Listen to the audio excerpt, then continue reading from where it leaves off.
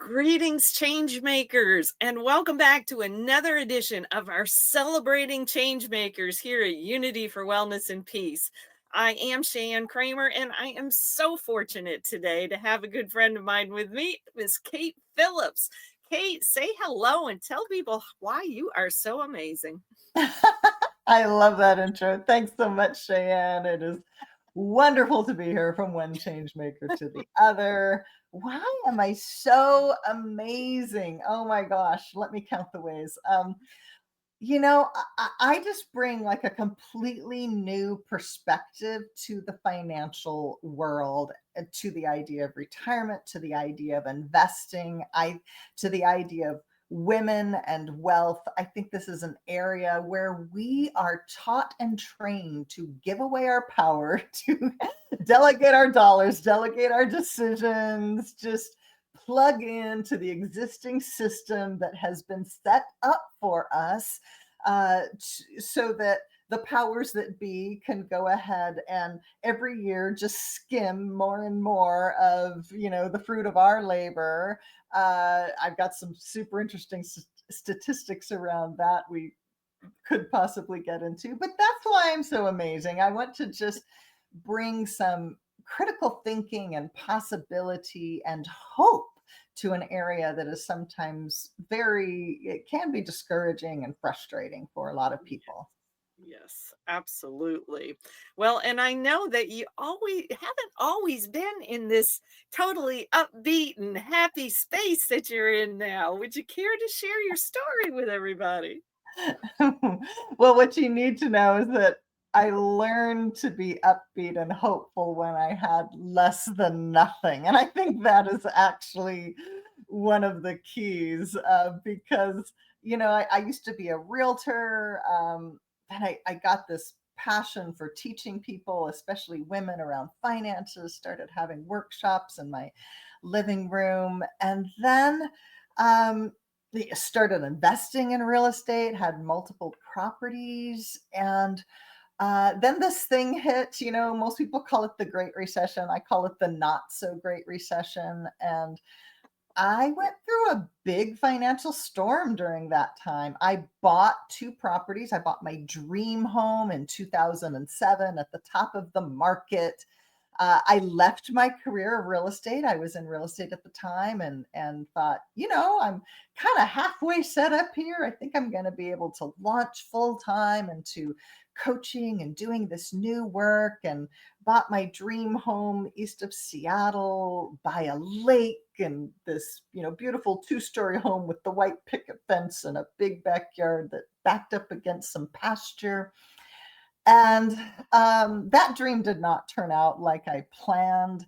I also bought a rental property that same year, top of the market, 2007. And of course, it was only months later that things started to unravel in the financial world, and then things really unraveled in the real estate world. All of my dollars were in real estate, and all of my properties lost 45%, which meant that I was underwater meaning I owed more on those properties.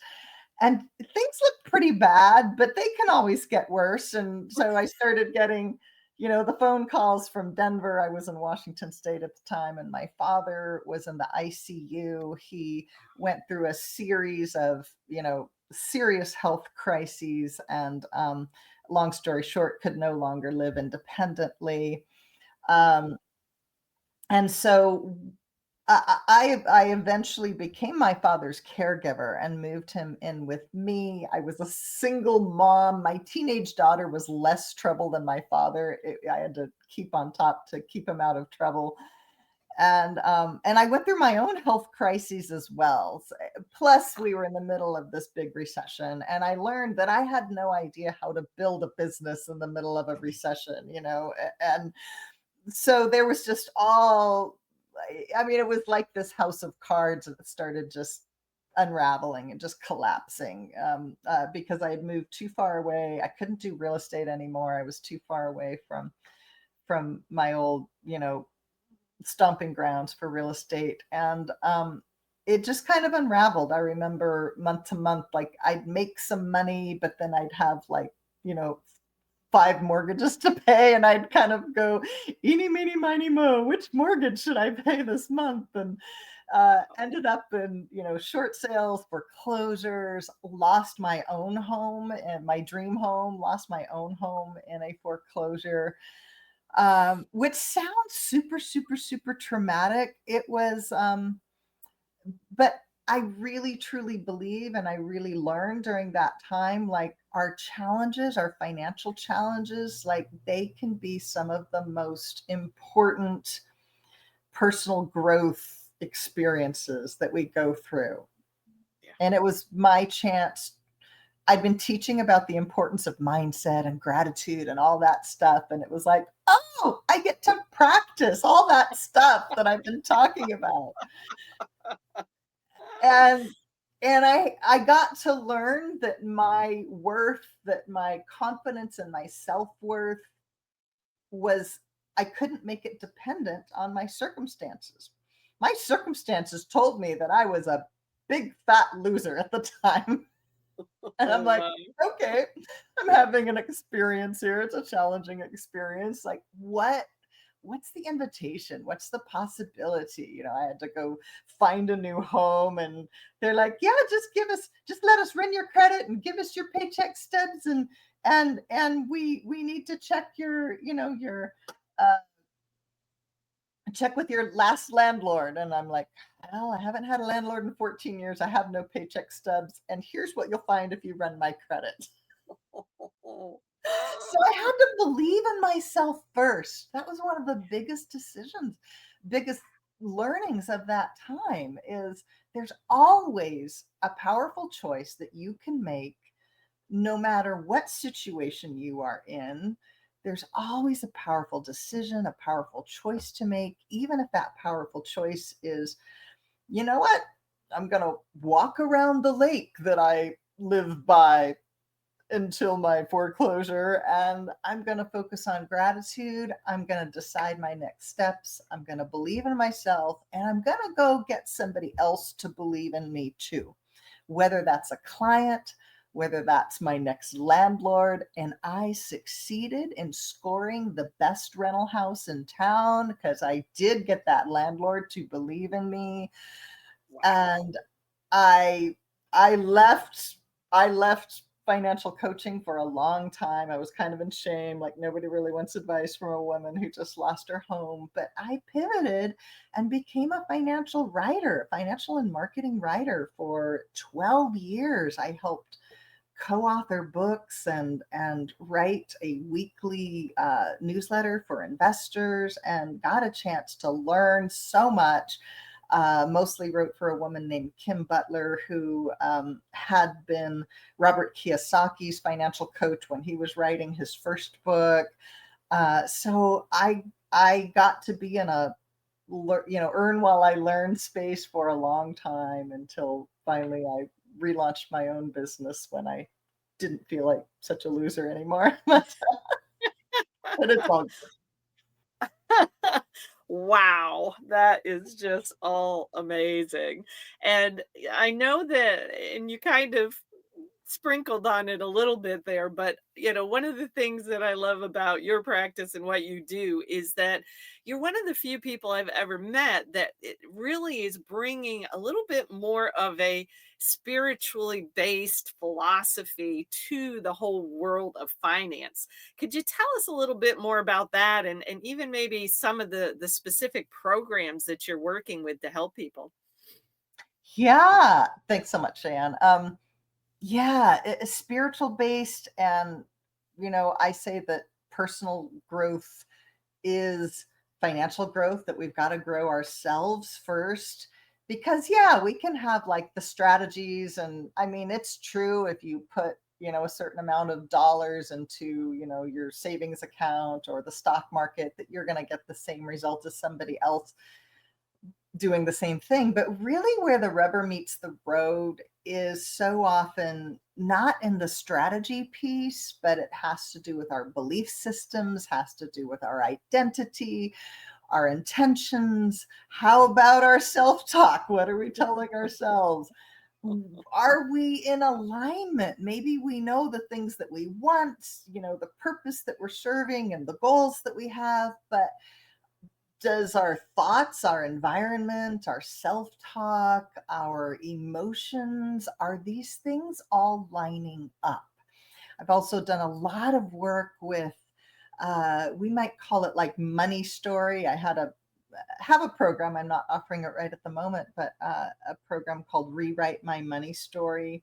I'm going to launch something in a couple of months around money stories and miracles, because the stories that we tell ourselves are so powerful. And especially when we are in that situation where it's like, how did I get here? And we're facing whatever it is, the mountain of debt, or I have no paycheck, or oh my gosh, I just lost my home, or my portfolio collapsed, like whatever we are facing, we have to have a story that is more powerful than the circumstances that we find ourselves in.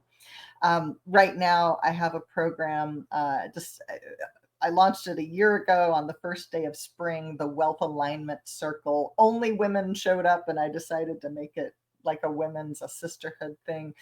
And that is really my container where we are addressing these sorts of things, belief systems and self-worth, and even like the body-mind connection. I believe I'm also, that's not what I do for a living at this point in time, but I've also been a musician and a songwriter, and I believe that music is actually one of our most powerful tools, in personal growth and change, and being able to shift our energy.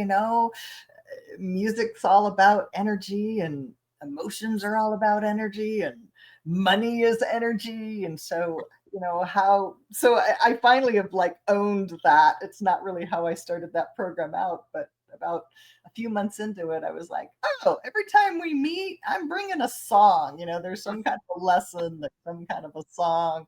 We dance together on Zoom, and I love it.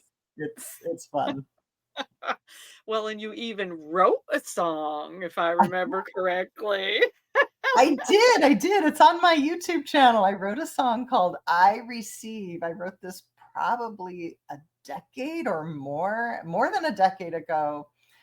And I wrote a song. I wanted it to have the energy of receiving, because receiving has been, I've been on the that's been a growing edge for me for, since before I wrote that song, is, how do we open ourselves up to receiving? Because a lot of us, myself included, may have stories about how hard we need to work for money. And then we look out at the world. I've got a forest up there out through my window, and we see the birds and the bees and the rivers and the trees, and it's like, wow, like it's a really abundant world out there, and that nature is abundant, and I am a part of nature. um, I don't know, maybe success isn't the same thing as struggle. Maybe struggle is optional, although sometimes we do work hard. The farmer, the story about the man who compliments the farmer on his beautiful farm, and he said, well, you ought to have seen it when God had it all. Oh, I think the guy says, you're so blessed by God to have this wonderful farm, and he said, oh, you ought to have seen it when God had it all to himself. It was a mess. Yes, I have heard that one before. My goodness. Well, just out of curiosity, because you've worked with a lot of different folks and, seen a lot of different things. How much do you think that this whole how rampant is it that people just so many people, and especially in the heart-centered world, it seems like there's a lot of heart-centered entrepreneurs out here that seems to be one of their big challenges. They know how to give really good, but maybe not so much on the receiving end. Any thoughts on that? Sure. It is very deep conditioning. Those of us who are good people, you're a good person, I'm a good person, we are Mhm. very much socialized, that It is blessed to give. It is more blessed to give than it is to receive. We're also, some of us have been pretty deeply also socialized that rich people aren't good and that money is, it's a threat to us. And I mean, there is some truth to that.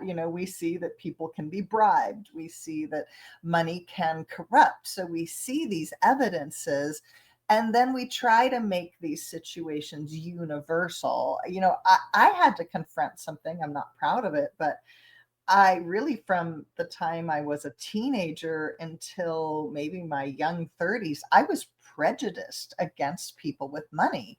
And by even naming it prejudice, like that wasn't an easy pill to swallow, but I had to realize that's actually what it was. I was prejudging people as good or bad based on how much money they had. And then when I started actually getting to know people with money, and my story around money up until my early 30s was money isn't important. That really was I was privileged enough to believe that because I did come from kind of an upper middle class family where my needs were taken care of. So only somebody who's privileged could make up that money isn't important. But there I was in my young 30s going through separation, divorce, business, teetering on business failure. My ex and I had opened up a restaurant in Seattle, very, very challenging business.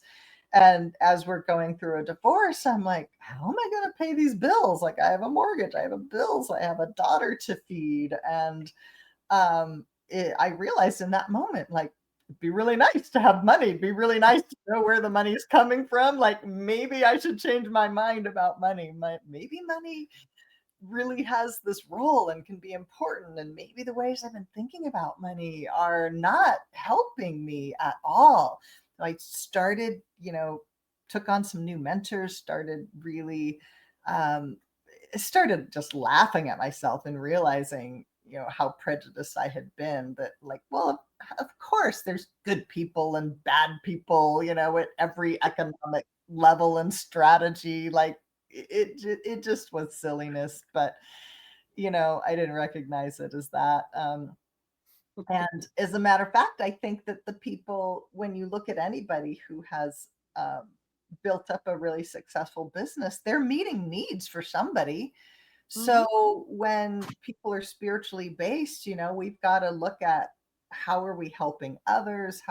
What needs are we meeting? And then we need to be open to, receiving, like every energy exchange. It doesn't really feel good if somebody's just giving, giving, giving, and they're not receiving. That might come off even as needy, or you kind of you wonder like what's the catch, and you might not even trust that person. So we Mm. actually do. I mean, I'm a big fan of giving, and I create a lot of content and that kind of thing, but I'm also a fan of, like, we need to be meeting needs, and when we meet those needs we deserve to be compensated. And if that is an area of discomfort for us, then actually in the Wealth Alignment Circle next month and in April, we're going to do a 21-day receiving experiment because Oh, wow. it continues to be, a growing edge, I think, for a lot of people is being able to receive, being able to unhook, ideas of have to work hard doesn't mean we don't work hard, um, but also, being open to those miracles, being open to generosity and open to the reality of abundance in the world. Mhm. Absolutely. Gosh, I love it. I love it. I'm curious, is there a quick story of somebody that you helped that you'd like to share? Oh gosh. Y- y- this thing just popped in my mind, but it's not. Uh, yeah, yeah. I'm actually thinking about clients. Actually, this one success story, it's not even, she's a client of mine, although I can't take responsibility for this because I realized I left out a point. And like, why is it that sometimes, good people are struggling financially?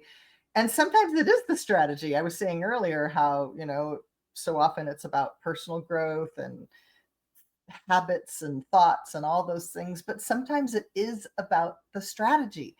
And one thing I've noticed is that there is this tendency to want to like manifest, and you're going to say the right affirmation and you're going to chant the right thing and get in the right energy, and then money's magically going to come to you. And sometimes it does. But you know what? Sometimes there's just like the way that things work. Like don't pay your bills, pretty soon you're not going to have a place to live. Like the electricity is going to get shut off, or you're going to get evicted, or you'll end up in foreclosure like I was. And when it comes to building wealth, like there are some rules. We just started spring. Spring is the season of planting, it's the season of growing. We get a, you know, actually, I think of spring as planting and summer as growing. And then we have a harvest season, and then we have a season of rest. Our money follows that same kind of cycle. And there are people out there looking for that harvest. They want to manifest, but they didn't do any planting. Like they forgot that part that says like offer, start a business or offer a service or have a product to sell. Or they forgot that part that says like make that investment. And I just started Wealth School for Women, which is around investing. And I need to ask her permission to share this. I don't think she'll be too offended. But this one gal started investing $50 a month in a dividend paying stock 30 years ago, 1995. Ooh, $50 a month. A lot of people can afford $50 a month. So right. she's put in about $18,000, but she has 70,000 in it Wow. because she planted. Yes. Sweet. Like we got to remember to do the planting and not to just like we're in the foxhole saying the prayer, we're, chanting the magic affirmation to manifest. It's like, well, the saying that the best time to plant a tree was 20 years ago. 20 The years second ago. best time is today. Like you may be in your 60s like me or even older, but most of us are going to live another 20, 30 years. Like even if you're retired, it's still not too late to start planting those seeds. And the seeds could be, I co-wrote a book a few years ago with Kim Butler, Perpetual Wealth. Every quarter, I get royalties from the book that I wrote, that we published like 4 years ago. I get royalties every quarter. I'm starting to work on my next book. It doesn't even have to be money that we plant, although planting money in, reliable sorts of investments is a really good proven way to earn that dividend down the road, to have that fruit down the road. But we can grow communities, we can use our intellectual capital. There's so many different sorts of things that we can be planting in. And I love watching my clients. Some of them I've helped buy houses, especially back when I was a realtor, but I'm still a big advocate of home ownership. I have clients that started investing, under me, and now they're like, yay, like I'm up $2,000, or, like it's a start. Like the gal who's up $2,000 now, she'll be up $20,000, in just a few more years. And Wow. yeah, and I've helped people start businesses. So really it's putting into place that cycle.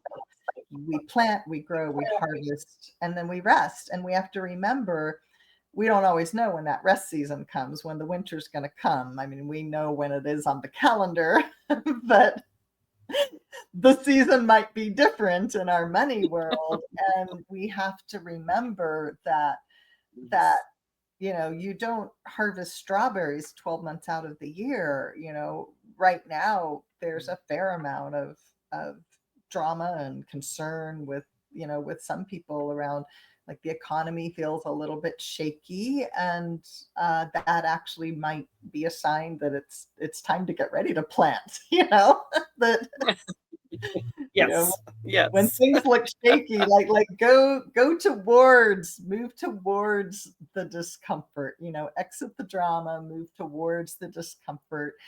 Even even if you don't have two nickels to invest, you can start learning about those things, learning about how to grow a business, or learning about how to grow an income stream, whether it's through network marketing, or any kind of business, using our intellectual, whether it's investing money or something else. We can always be in that learning space.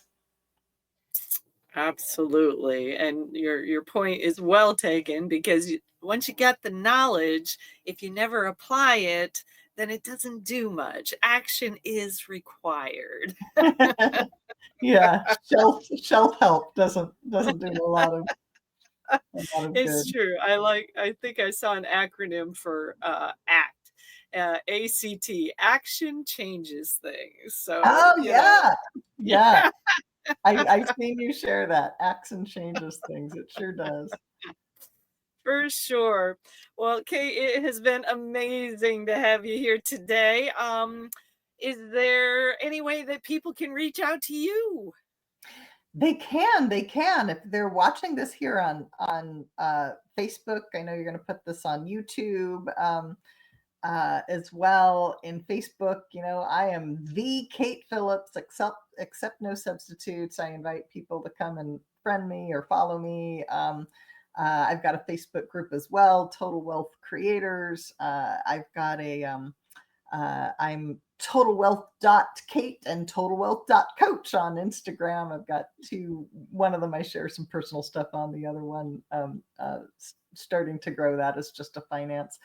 And then I am the Total Wealth Show on YouTube, although there's a much bigger Total Wealth channel that sometimes I'm a little hard to find. But when I see this episode drop on your YouTube, I'll drop my link, because Yes. that is social media. Got time for one more quick story? Sure. Okay.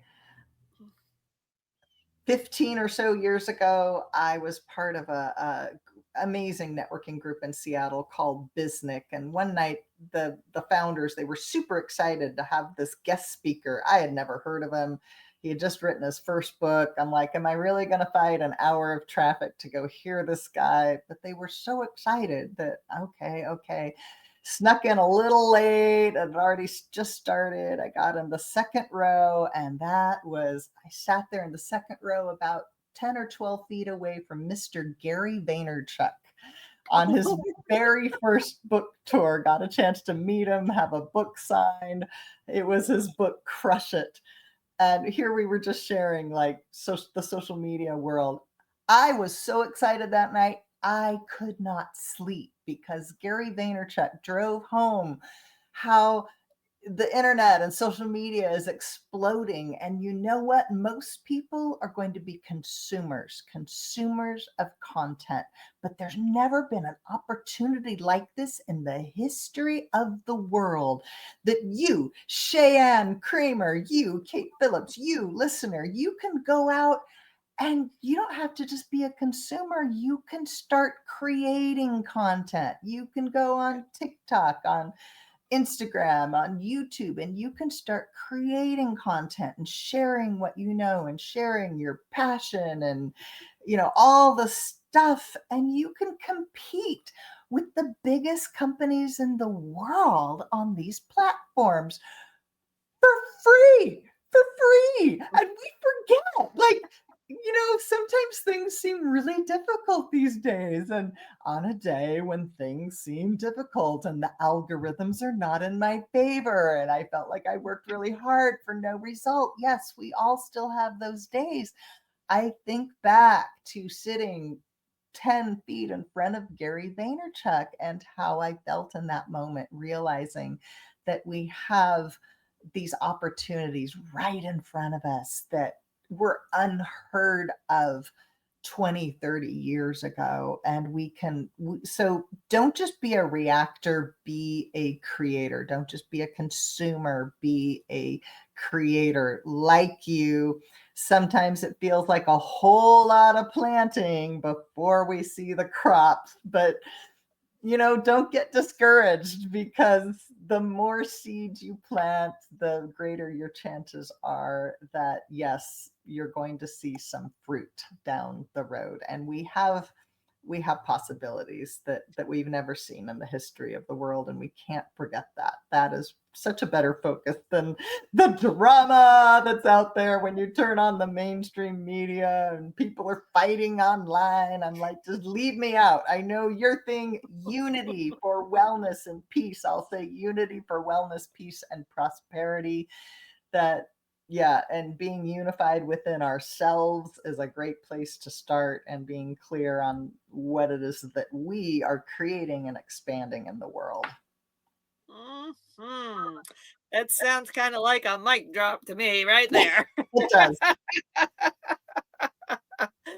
Well, thank you so much for being here, Kate. I love your wisdom. I love the things you're doing. And, yes, even though we didn't delineate in our title, but this is about wellness of self in all ways, and including financial wellness. So, it is totally appropriate that you're here. And I hope other people will check out all the things you've got, because you've got some of the most unique programs I've seen. And I think they're just remarkable. And you are as well. So thank you again. And thanks to all of our change makers for tuning in. And we'll see you in the next interview. Have an amazing day.